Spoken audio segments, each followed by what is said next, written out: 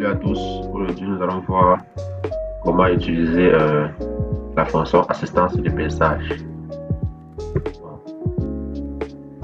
Ici nous avons une petite plaque sur laquelle nous allons faire notre étude du jour.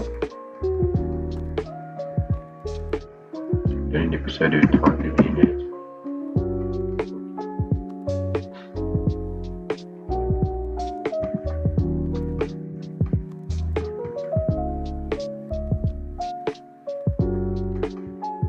Allons-nous dans assistance au paysage.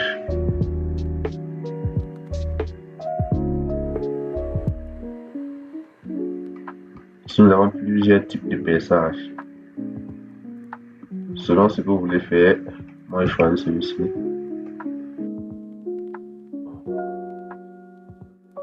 Nous avons la norme métrique. Bon, je sélectionne ça. On dit type passage de vis. Tarot, taille de paysage. On va sélectionner trou pour taraudage et du corridor. Puis un M10 fois pas 1,8 à travers tout jusqu'à la prochaine surface, le prochain sommet. On va choisir borne et donner une profondeur de 8 mm.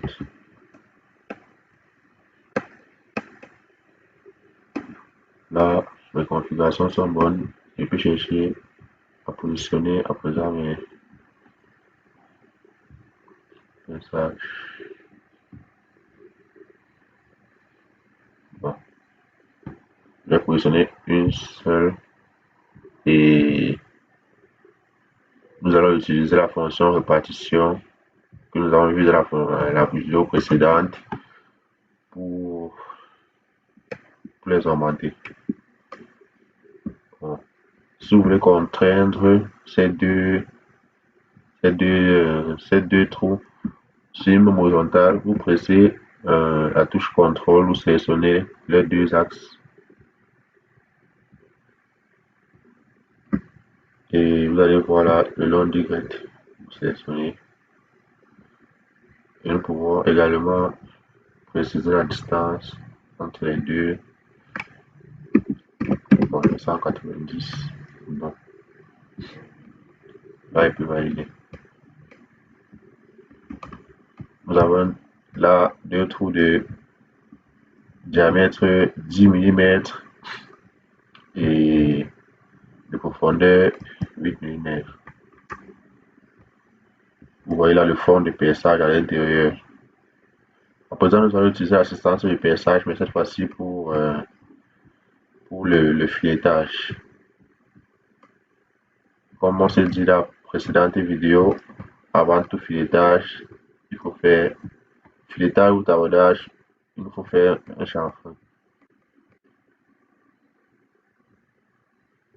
On va choisir un.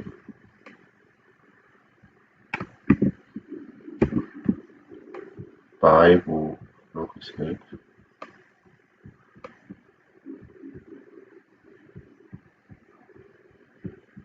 Vous voyez, ce paysage est différent de la fonction enlèvement de matière parce que là nous voyons je vais dire ça comment, la tête, le bout du forêt. Donc nous voyons un léger cône à l'intérieur, sous le attentif, vous allez le voir. C'est la différence qu'il y a avec la fonction enlèvement de matière. Bon, là déjà nous pouvons procéder à notre filetage.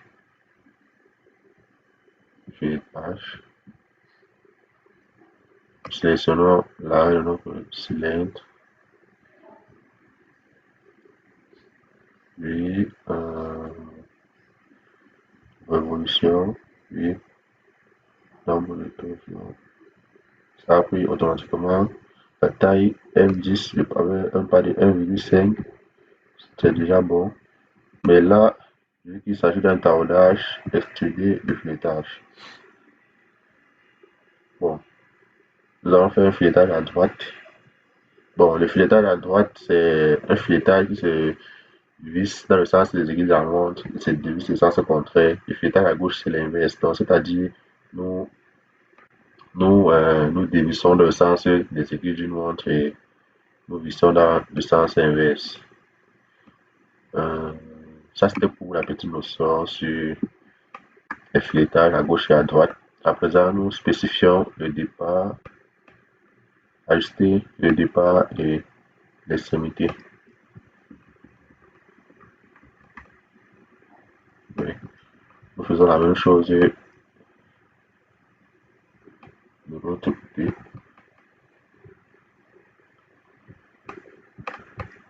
Là, nous pouvons valider.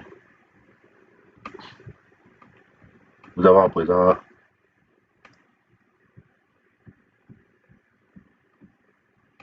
un trou taraudé.